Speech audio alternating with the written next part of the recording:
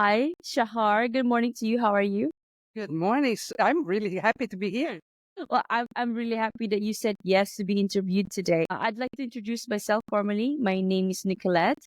I am the creator for the podcast titled You're Worthless. Read that again, the juxtaposition of your very soul.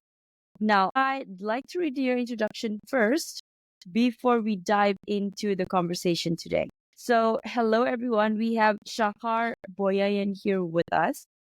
Shahar is a leading expert in the fascinating intersection of consumer behavior and artificial intelligence.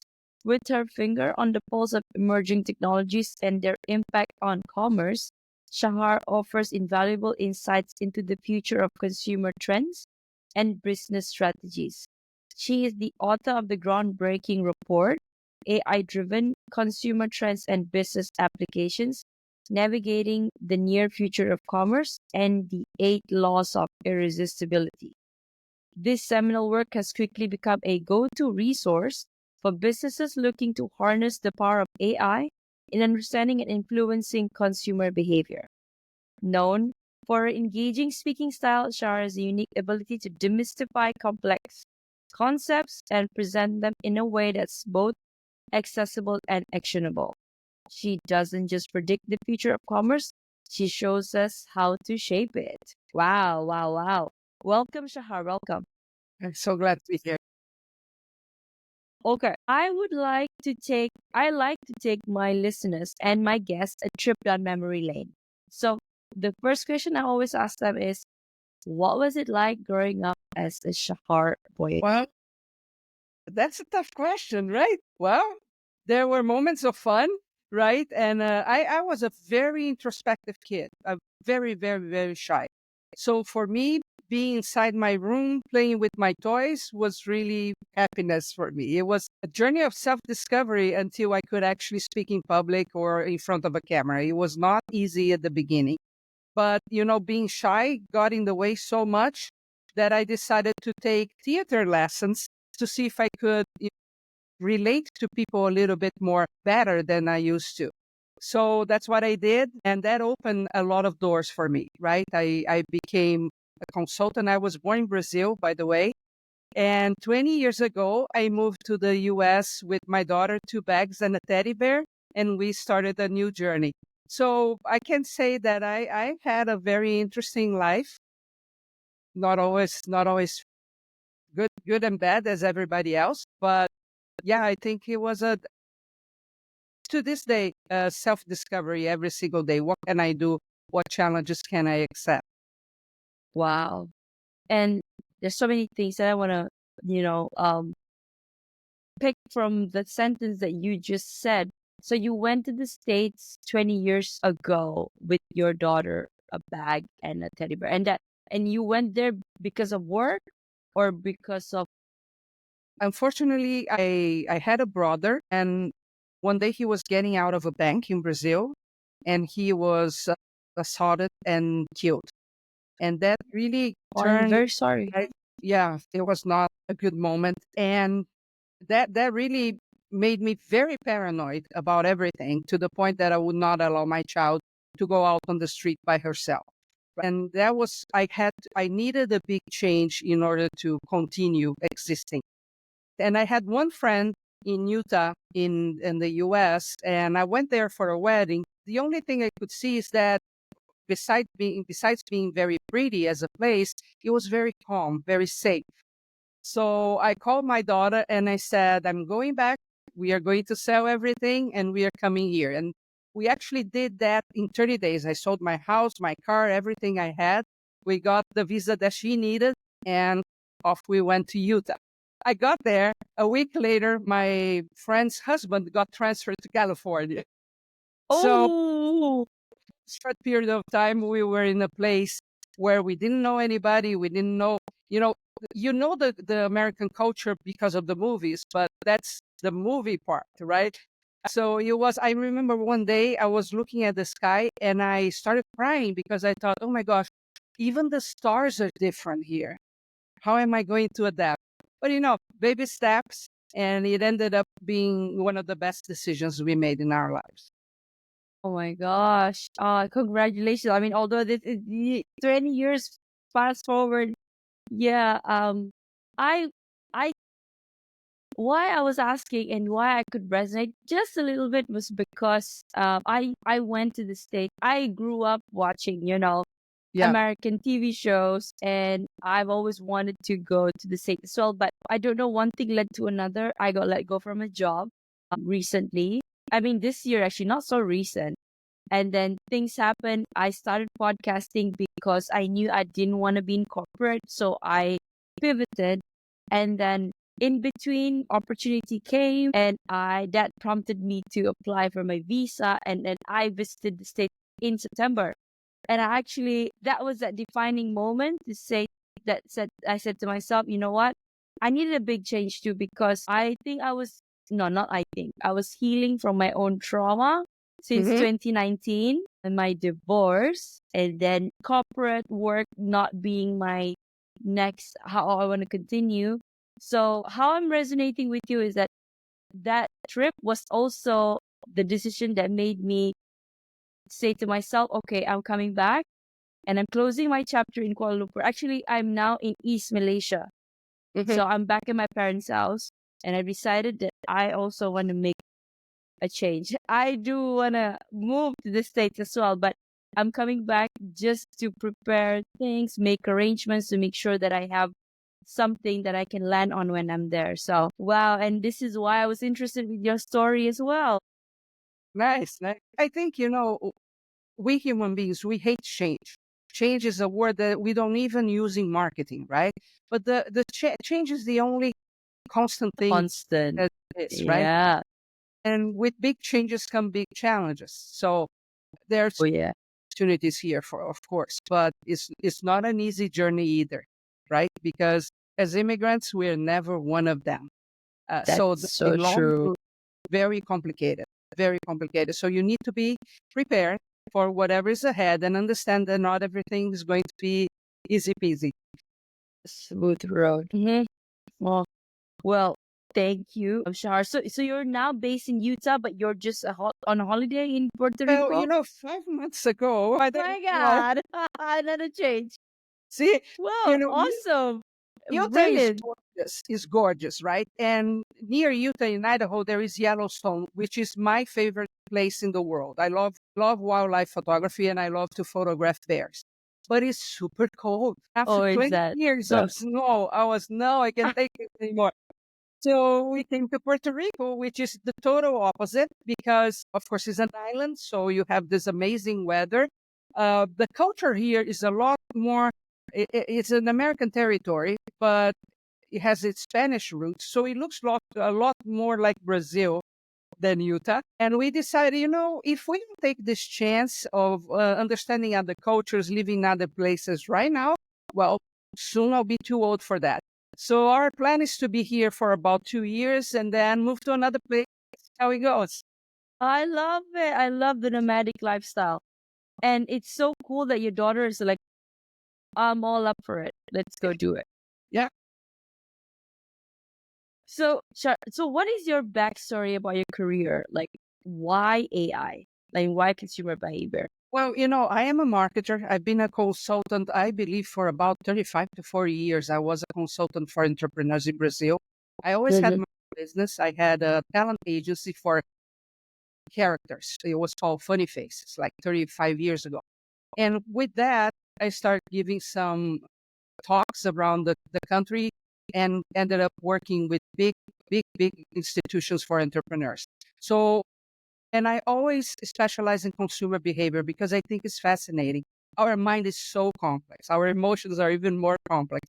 And all that impacts how people understand business and that they do business. So the transition to AI is just, well, because that's exactly what we are doing now. Natural. All transitioning. So behavior is changing. The interesting part about that, Nicolette, is that we had a huge change in behavior when COVID was here. We were Hmm. forced to change our habits overnight. And of course, they didn't come back because once we change behavior, it doesn't go back to what it was before. And that's an important thing to understand. So we had that major change. And after the doors open, we've been living with those changes. Some we like and some we don't. For example, I hate to go to a restaurant and have to use the QR code for a menu. That's not what I like. Oh, you don't like it? Like the paper and You picture. like the paper. Yeah. But and now we are seeing the same type of very strong change with the AI, and many times we are doing that without realizing. Is that my watch tracks how I sleep, how deep I sleep, how much water I get in a day, and it's just here. So I'm not even conscious most of the time, but it's already tracking. The interesting thing is that AI is very good at predicting things, but it's not that good with understanding the nuances of human emotion. But it's going to get better. So in a very short period of time, we go to Netflix to watch something, and we will probably be Netflix will probably be able to measure what kind of mood I am today, and then refer what kind of movies or series I would be watching that day specifically because of my mood. So, we have to understand how this is going to work on a business level and on an emotional level, because we are in for I think it's the most powerful change we are going to see in our lifetime. And that includes all the behaviors we are going to adopt many times without being aware of that. So I think it's important for us to understand, okay, I need to be aware since the very beginning, because I also need to see how I'm going to balance what I allow AI to do or tell me what I want and what I am, and Yeah. what I'm going to actually take action on that. Yeah. Because, I mean, the last part you said, that was my question is going to come next. Like, how much should we allow? And allow is like a very bad connotation, because we're thinking that AI is gonna, is it's negative. The connotation is negative towards AI these days. And of course, I also use AI to edit all of my podcasts. And I thank you, AI, for that. Because as a podcaster many moons ago, I need a team, but right now it's just me. I do everything, recording all the way up to publishing. Although, of course, the editing, I'm not so good at that, but there are tools Yeah. out there, right? Yeah.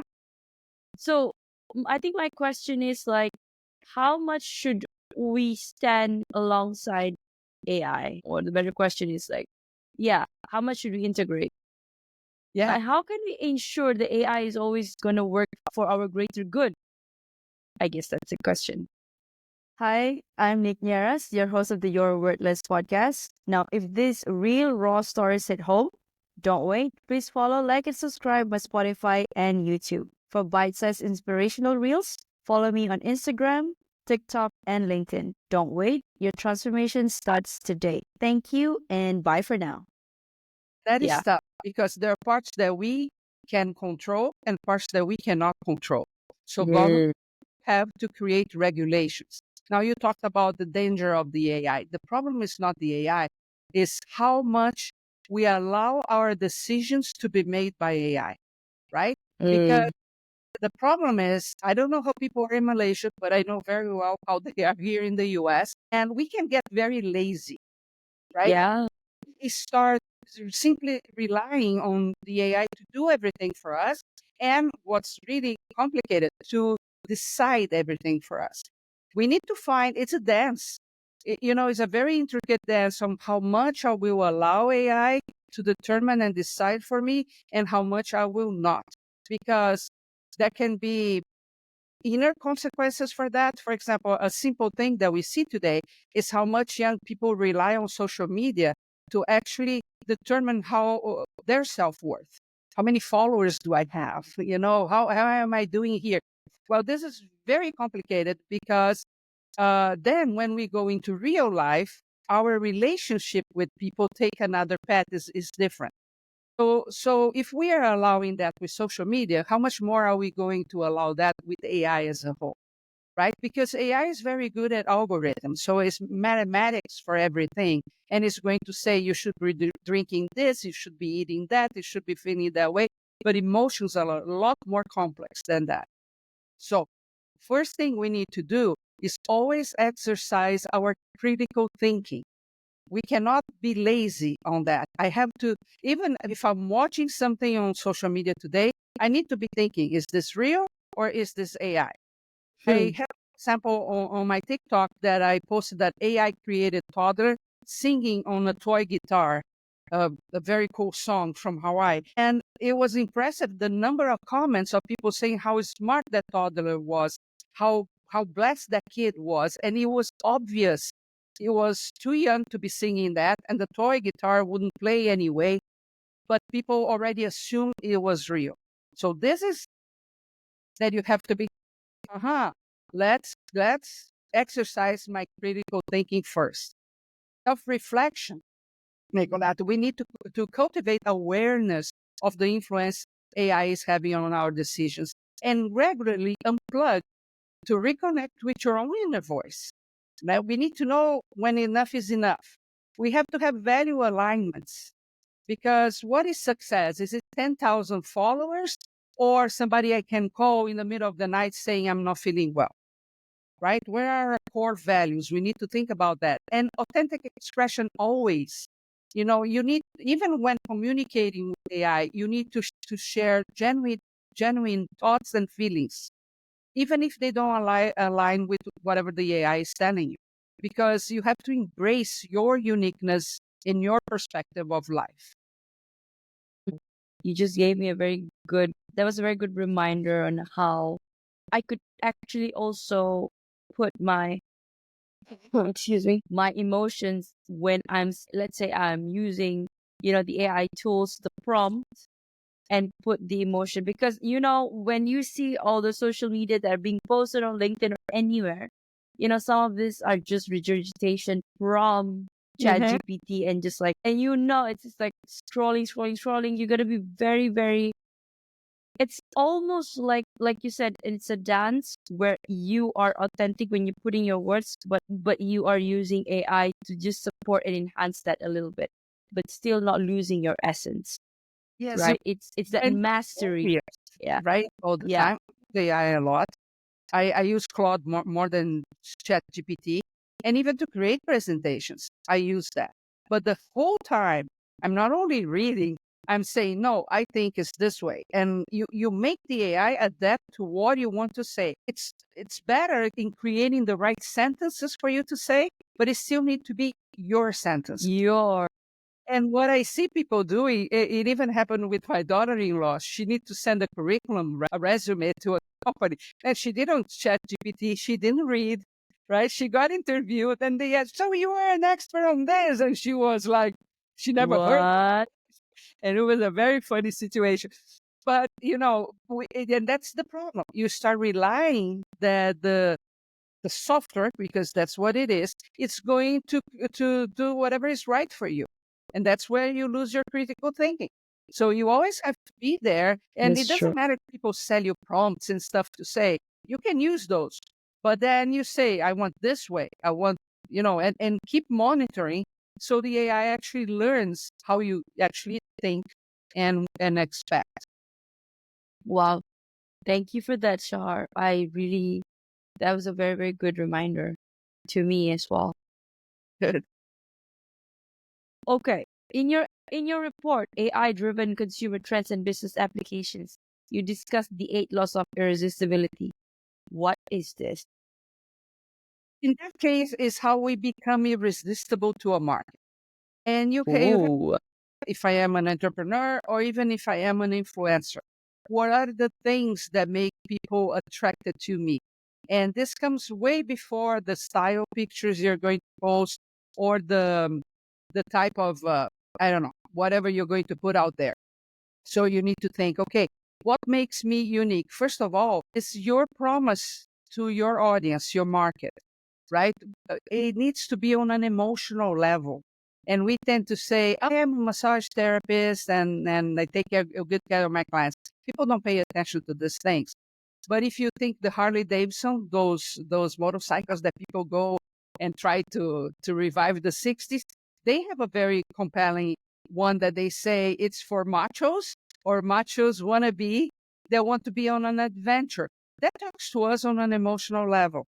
So that's when you present yourself, be in social media or in your business, That's something. Then you have to find your unique voice, right? How do you express and what are you about? So, Nicolette, you decided to do a podcast about self-worth, talking to human beings about how to find that, how to foster that, how to see themselves in a better light. Well, that's your unique promise to your market, right? We all need to have that. And again, it needs to be on an emotional level, right? With all these things, we can incorporate AI, but we don't have to, right? You have to have this despite what you're using as a tool. And then other things that you can do as, for example, creating mysteries and rituals in your business or in your social media feed to attract people, because the mind cannot cope with an unanswered question. If it has an unanswered question, it sticks around you. So that's why Coke used to say that the formula Coke was a secret and only 3 people in the world knew. KFC did something similar, that the recipe was in 7 different places and nobody could put it together. I can go on Google and find that recipe in 5 minutes.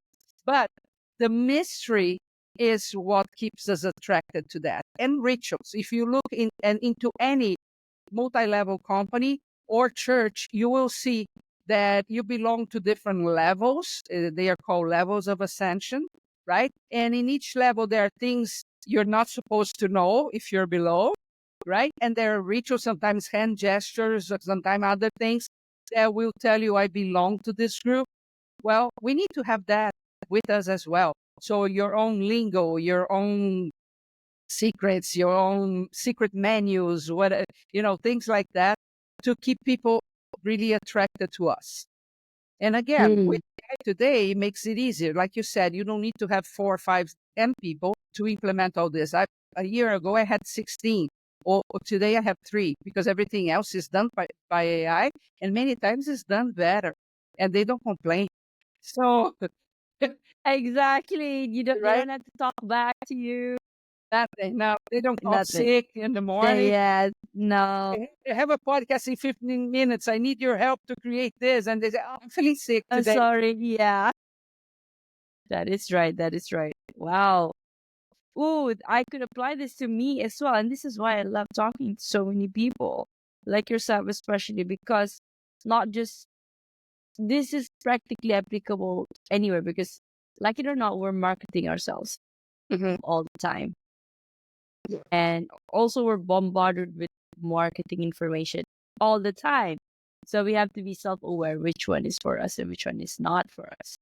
Yeah, the fact is Cool. that if you don't position yourself right to start with, doesn't matter what you use to market, advertising, PR, whatever, it's not going to work well because your positioning is wrong. And most people don't know this. They think marketing is just promoting, promoting, promoting.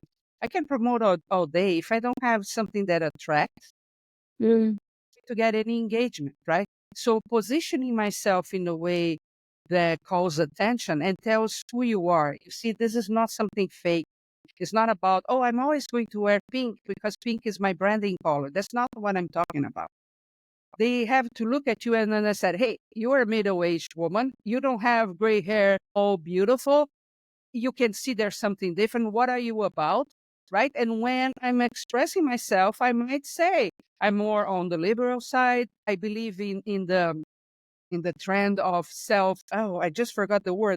But there is a whole movement of older ladies that they dress in a very Ageism. No. no, it's not as there is another name. But they dress in a very, very, very distinct way when you turn your Eccentric. head Uh-huh. when you look. And the I love reason, it. We have the same color. My right? top is red too. I love red. So the thing behind that is that as we age, we become more and more invisible to society. But let me take a step further. And with all this isolation that we learned with COVID and then with technology, we are all feeling kind of invisible, right? So there is a need to say, hey, I'm not invisible. I matter. I have something to say that can impact. Well, we need to translate that all day in everything, the way we wear, the way we express ourselves. because we are not invisible. We all matter. And if we have something to say that we think it can impact, we should say that. But that's the thing. When they come to me and they talk to me, they kind of get this. I don't need to repeat this all the time, right? They look at how I dress, they look at how I express myself, and they start getting. They either resonate with me or not. And if they don't, that's fine. They will find somebody to resonate with. But it's important to have your unique voice translating in everything you do, the way you talk, to the way you dress, to everything else, because else you will feel invisible, and that's not a very good feeling. Mm-hmm. Mm-hmm. Mm-hmm. Mm. Yeah. It's a lot. Yeah, I mean, you're right. But you see, but being invisible or being visible also does not mean that you have to be on social media. Yeah, you just, I think it's about standing in your own essence, your own presence, and you could not even, you could even not have a social media at all. But where you are in a community, it's you, Yeah. it's Nicolette, it's Shahar, and this is who they are. Yeah, because everybody seek that. I don't want to say validation, because validation is no. It you need to. It's within you, and those are external ones, and it can be tagged as a different, not not the right type of validation. Yeah, and not everybody needs social media. I mean, when Oh you work yeah, with this, you kind of have no way out, right? Because it can be extremely costly to not do social media and just do the traditional thing. You have to do the traditional thing as well, but you need social media. So there's no way out. But you as an individual, hey, I'm not that much of a social person either. I love to stay home and watch TV with my family, right? I like to be alone. I don't have any issues being alone. So it depends to your personality, and that's what we are talking about. And that's where you put boundaries, including with AIs. You might have a year from now, you might have a robot in your house following you all around. How much are you going to allow that to happen? To what extent? What you will allow a robot to see or not? We will have to make these decisions. But the fact is that we need to be true to ourselves first. So if you don't like social media and you don't need to use social media, don't use it. Why do you need a bunch of people you don't know to be validating you all the time? That's not that's not a productive route. But there's nothing wrong with you exercising the fact that you matter. I, in my head, every time I go into a room, whatever room with people I go, I enter the room like I'm the queen of the castle. I'm the Because if I don't feel like that, how do I expect the others to actually see me? yeah, And I'm talking about technology, and I'm way over 50. So people don't know technology has to be a Gen Z talking about it, because they are digital. They were born.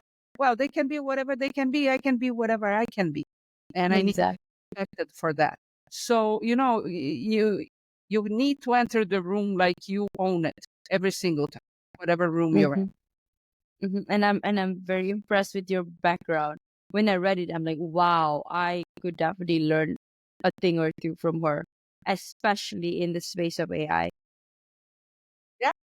And there's some things that we need to think about this, because AI is coming to our lives. We all have it in our lives already. It's just going to get intensified. Like I said, you may use a smart pair of glasses, you may use the watches, you may use whatever, say Amazon say you might like this item as well, because they already know your purchasing behavior. I mean, we are here, and if I say the name of that little thing that stays in the corner, she's going to start telling me what I should put in my cart right now, because I I need it, right? know. So what we need to do is, in that dance that I said at the beginning, think about, okay, first I need to have a mindful engagement in the way I approach AI recommendations. I need always to have curiosity and skepticism. Don't take No. everything as true. They are called artificial intelligence. So we think, oh, it's more intelligent than me. No, it's not. So, because it learns with you and from you. So, curiosity and skepticism for everything. Question the motives behind any personalized content or ads that you see. because it's trying to sell you something and it's trying Exactly. based on some kind of data. So always question that. You need to put digital boundaries. You need to set intentional limits on notifications that you get and suggestions that you get. And you need to create for yourself tech-free zones and times in your daily life. So, for example, I love crafts a lot. I need to be creating. I'm ADD, so that's how I work my anxiety and other things. So when I go in my studio, I might have an iPad if I need to look at a picture. But other than that, it's technology free. It's me and my thing. We need to create those boundaries and have a place where we are by ourselves because that's good. And the third one is diverse exploration. You actively seek out content and experience outside what the AI is telling you. Because we are going to have AIs telling you what to do in the weekend, where to go. This is already coming. So you need to be out of that bubble every now and then. Embrace serendipity and unexpected discoveries. Don't rely everything on what the AI is going to tell you what to do. Because we are going to have that with travel, with a lot of other things in our lives. And we need to say, okay, you can come up to here, but don't come in this space here. Thank you. Thank you for that. Can you share an example of a company that's effectively using AI to enhance customer experience? Becoming a podcast host was a natural extension of my second act. And after spending 15 years in the corporate world, I've transitioned to helping individuals overcome challenges like navigating tough relationships, career burnout, and aligning their mission with their soul's calling. By certifying as an RTT hypnotherapist and a lifestyle coach, I've made it my mission to empower people to recreate the life they deserve and building a supportive community through my podcast. Now, let me ask, are you facing challenges like struggling to reprogram your mind to attract wealth, weight issues that feel like a constant yo-yo, insomnia or restless nights from daily worries, or just a lack of confidence in public speaking? If the answer is yes, visit www.thenicknearholisticlifestyle.com and grab a free hypnosis audio of these common struggles. It's a sneak peek into how my coaching works. Are you feeling shy? Don't be, because I'm as real as it gets. Let's connect on Instagram and LinkedIn and start your transformation today. Again, Sephora creates a line of beauty products. I can actually go today on their website and they're going to scan. You've seen that before, that you can scan and try the products, but it's going to match exactly with your flaws as well. So let's say I have a spot here that I would like to hide. It's going to show me which products I have to wear in order to accomplish what I want. So it's based not only on the shape of my face and skin color, but all the things that could be improved. And if I go to a store to talk to a Sephora specialist, they will be able to pull that out of the computer and already know exactly what you need. So what the experience you have online, you can take to the store, and then you're going to get exactly with those products. So it's using that in a very cool way. But you have smaller businesses like restaurants, for example. It's going to be very important for us. We are having a movement to hyper personalization, right? So we want everything personalized to us. Why? Because of that invisibility factor that I told you. So I want to feel special in every single way. I can go to a restaurant, point at a menu and see how that dish is prepared in the background. You will pop up a video that shows me how it's prepared. You will learn what I order. So next time I come to that place, it's going to say, hey, Shahar, why don't you have today the wontons with spicy sauce, for example, because you did enjoy that last time? Or try this new one that has the same sauce, but is this way, right? So it's going to start knowing my habits in eating at that restaurant and suggesting things. So you already have, from smaller to very big businesses, different ways of approaching the AI. People tend to think that to implement AI is very expensive and complicated. It is not. For pennies on the dollar, for example, I can have an AI answer my phone right now. Let's say we are here talking. My phone is not here. Let's suppose it's ringing and it is a prospect for a business, right? The AI can answer.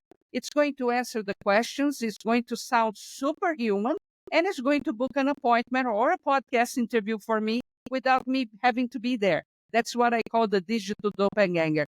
We are going to have doubles of ourselves in other situations. That is super cheap. It's less than $100 for you to implement in your business, right? But it's amazing because let's say I have a restaurant and I'm sleeping, the restaurant is not open right now. Well, the AI could be answering the phones and booking parties for Christmas. So I would be really making money in my sleep because I have that installed. It's simple, it's inexpensive, and it needs to have adoption, especially of small business.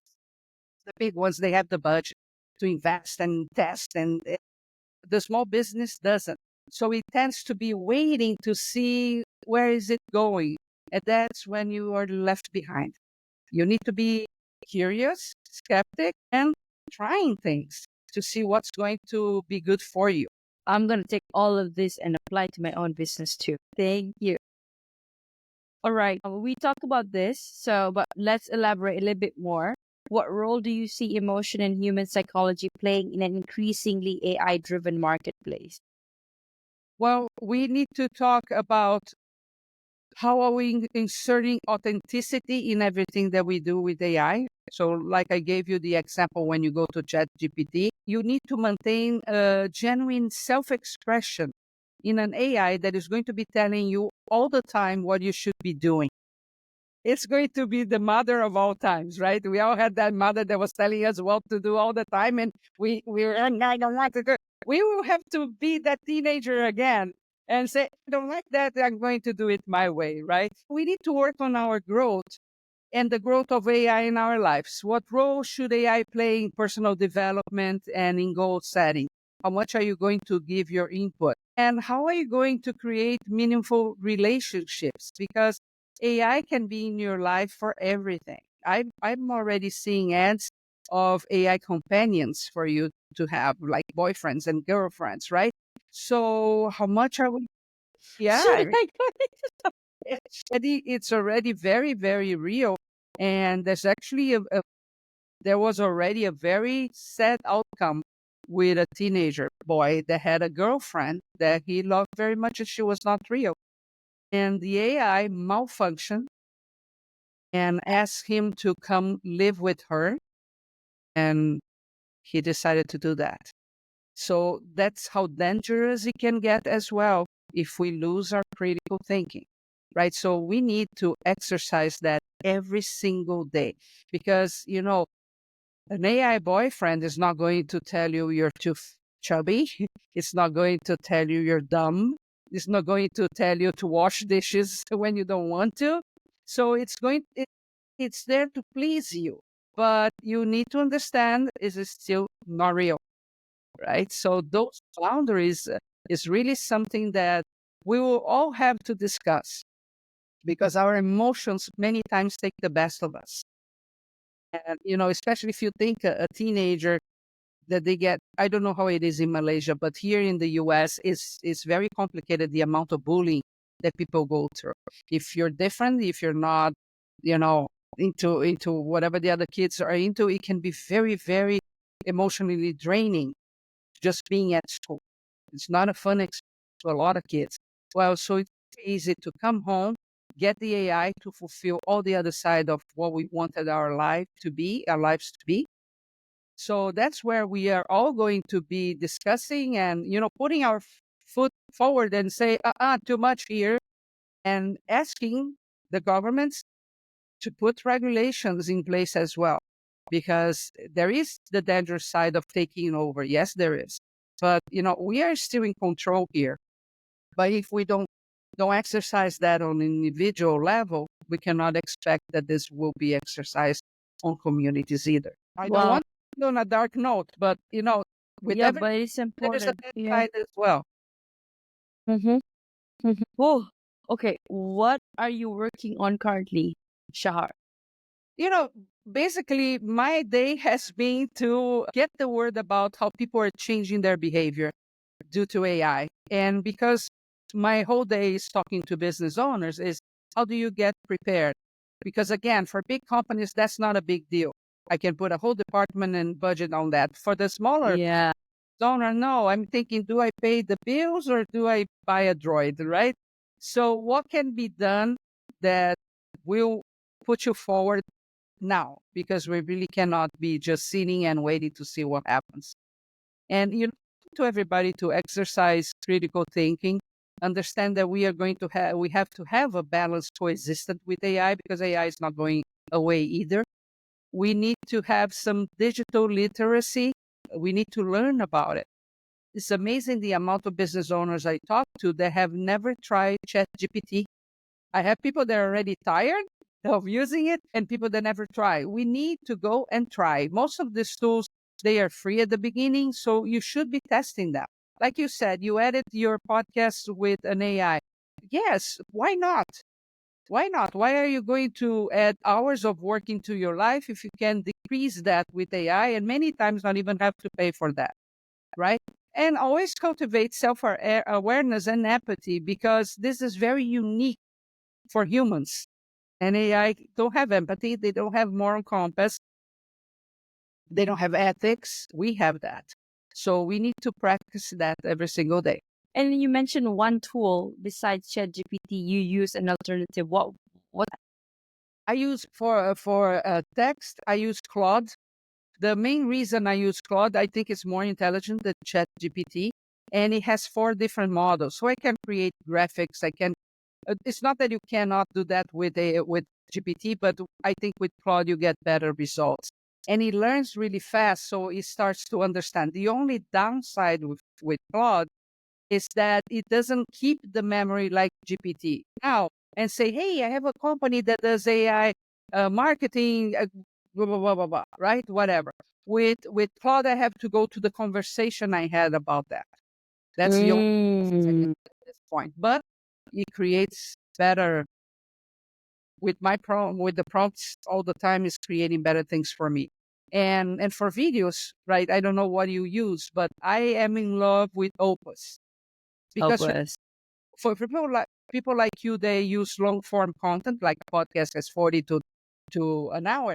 Well, it's perfect because when it cuts in several segments, they all make sense. I used softwares before that they cut everything, but then it doesn't make any sense. I'm not going to post that anywhere. But Opus, it actually contains the nugget right there in that segment. So I really like it. When I create long form content, I put it there because then I have 50 videos to keep posting on social media. Right. Yeah. I use Riverside. Huh? So when it's been improving ever since the first day. I started podcasting last year, so it has added so many features, and mm, I love it. I love it. They're all becoming better every single day. Exactly, and you can't even, like, you're trying to catch up with it, but undeniably, it's definitely making my life easier. Okay, Shahar, we're gonna pivot to a self-worth question. So the question for you: Mm. Imposter syndrome is a common challenge that affects people in various fields. How can one overcome imposter syndrome and recognize their true value and capabilities?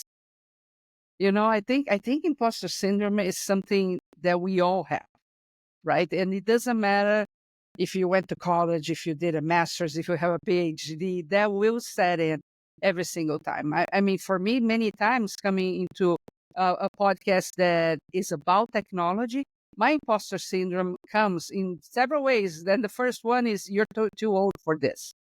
They don't even expect somebody your age to be there.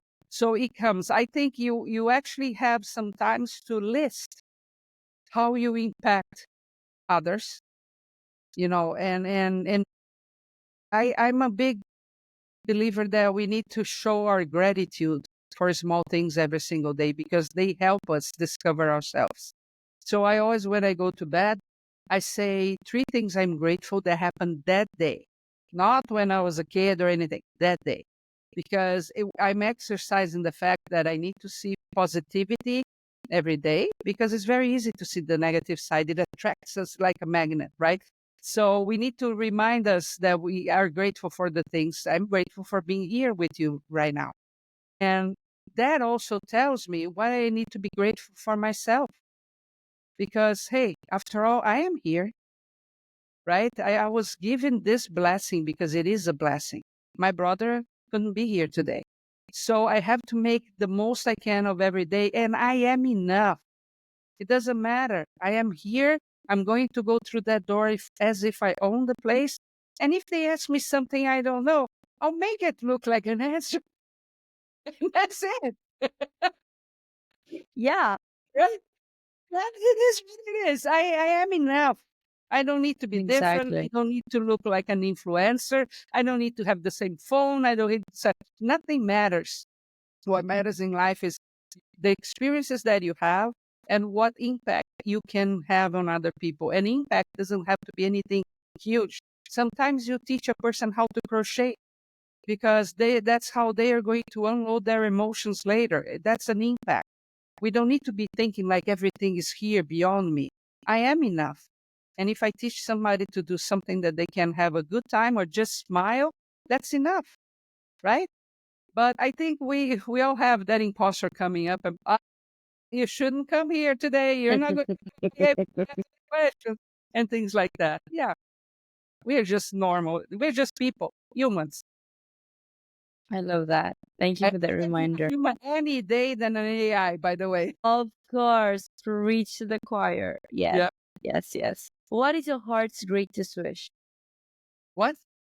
I didn't What is understand. your heart's greatest wish? Well, right now my mind is set in I need to know more places and more cultures. And I need to Come try to Malaysia. more. Then you have a More. you You have have a no idea. Asia as a whole is on my bucket list. I love it. And it's interesting too, because in the US everybody thinks they are on the top of the world. And in many situations they are. But when it comes to technology and AI, you have certain places in Asia that are way ahead, right? I exactly. research a lot and you see the videos and you see, the day-to-day simple things that you say, my gosh, why we don't have this here? So, And yet you said you're number one. yeah, and the food. I like street food everywhere I go, Oh everywhere. my gosh, Because you would that's, love the street food here. I bet, that's where you really know the culture. And if I'm taking anything from this life, I need to take that, understanding people, understand different cultures, what hurts them. I came here to Puerto Rico, and everybody's always talking just about the good side, but there is a very negative side. It is a territory, it's a colony, right? And you start looking at the people, and sometimes you think they're too close, but it's a self protection mechanism.